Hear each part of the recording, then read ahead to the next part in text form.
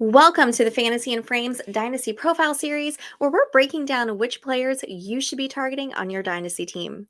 I'm Stacey Perez, and you can find me on Twitter at Stacey_Perez83.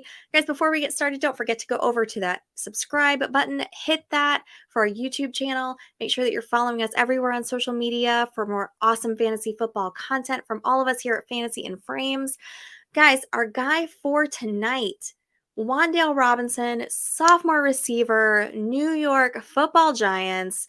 Guys, he is that 5'8", 185-pound speedster out of the University of Kentucky, drafted in the second round by these Giants. Unfortunately, he battled all year with injuries. He only played in 6 games, and by week 11, he had an ACL tear that put him on the shelf for the rest of the season. So, given that he only played a third of the season, I'm not really sure that looking too deep into his stats really gives us an accurate picture of this player, of the talent he displayed when he was on the field, and what you can expect to see from him next season. Now, all that being said, right, Robinson was on the upward trend before that injury bug hit. In his last game that he played, which was against Detroit, he hauled in 9 receptions for 100 yards. In a full point PPR format, that's 19 points.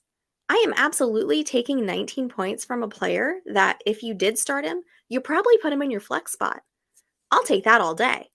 Now, by all accounts, his rehab seems to be going smoothly, seems to be on track. He is progressing well from everything that I've seen online. That doesn't give me any reason to think that he is not going to be back at week 1 at full strength. And despite being a little bit on the smaller side, right, he showed he can really hang in the NFL. He's known as a player to have just a really explosive play style to really get in there and really separate, right, from defenders. Kind of like a favorite rookie player of mine, Marvin Mims. Now, Robinson also displayed an impressive ability to read defenses, especially considering that 1, he's a rookie, and 2, he had limited time on the field. Now, red flags come in the form of Darren Waller, right, added to bolster that pass catching crew, and the really speedy Jalen Hyatt from Tennessee from the draft. And guys, there's also like 6 other receivers competing for targets in that room.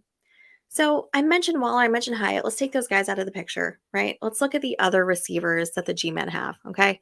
Paris Campbell, Darius Slayton, Sterling Shepard, Isaiah Hodgins, Jamison Crowder, right? These are not necessarily guys that you are fighting with your league mates to draft, right? Unless you are in some seriously deep leagues. Now, there's no reason why Robinson can't stand out in, let's be honest, kind of that sea of mediocrity, right? He should absolutely stand out, potential to be that number 1 receiver for Daniel Jones, okay? If I'm ranking the Giants for fantasy purposes, right, their pass catching crew, I'm looking at Waller, right, number 1, Robinson as my top receiver. Then I'm looking at Hyatt and Hodgins, right, rounding out that crew. The rest of the guys, I'm not even ranking at this point. Now, last year, you're getting Robinson in your rookie drafts, right, around the 20th overall guy. According to DLF, he was wide receiver 13. He was going behind guys like Sky Moore, David Bell, Alec Pierce, right? And personally, I think Robinson has the path of least resistance to fantasy relevance out of any of those guys I just named.